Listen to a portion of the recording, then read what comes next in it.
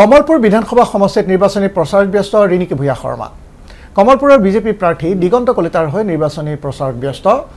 ধোপাতাৰী গাঁও পঞ্চায়ত, চাংচাৰী বিষ্ণু মঞ্চ, জালাহ লাচিত স্কুল প্ৰেক্ষাগৃহ, লক্ষ্যধৰ চৌধুৰীৰ প্ৰেক্ষাগৃহ, মান্দাকাটা মালতী ওৰাং মঞ্চ, বেজেৰা বৰবংশৰ প্ৰেক্ষাগৃহ, বৰপলহা বুঢ়া গয়া গোহাঁই মন্দিৰ আৰু ক্ষুদ্ৰ পলহা প্ৰজ্ঞা একাডেমীত নিৰ্বাচনী প্ৰচাৰ মুখ্যমন্ত্ৰীৰ পত্নী।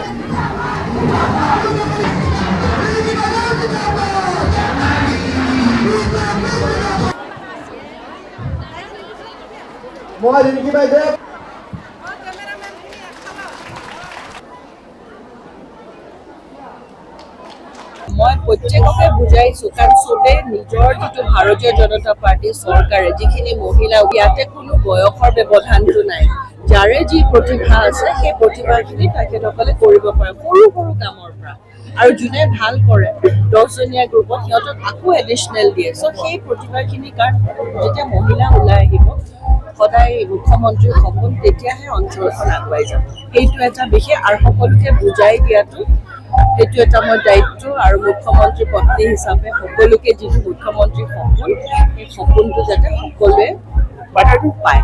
অসন্তোষ একেবাৰে নাই, কাৰণ হিমন্ত বিশ্ব শৰ্মাই সদায় প্ৰত্যেকখন মিটিঙতে কৈ গৈছে যে মই 3টা সমষ্টিৰ বিধায়ক, আৰু কমলপুৰে হওক, শুৱালকুছি হাজোৱে হওক আৰু নতুন জালুকবাৰী হওক, মই 3টাৰে সমষ্টি। আৰু আজি বিগত যিহেতু এবাৰ হিমন্ত বিশ্ব শৰ্মাৰ 25 বছৰ হ'ব, আৰু আমি সেইকাৰণে একেলগে গোটেই মানুহখিনিৰ লগত যিহেতু আৰম্ভ কৰিছোঁ আমাৰ যাত্ৰা, সেইখিনি কেতিয়াও মানে এৰি যোৱা কোনো প্ৰশ্নই নাই। কমলপুৰত কেনেকুৱা দেখিছে আপুনি?